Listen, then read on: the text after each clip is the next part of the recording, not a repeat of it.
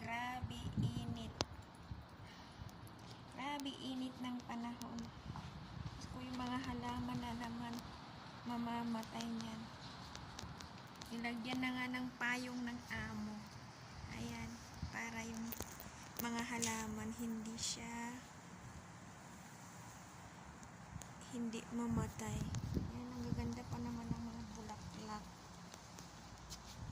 Ang lambot na sana ng mga bougainvillea. Pero eto, green na green pa rin kasi may talukbong siya. Pero grabe init. Yan guys.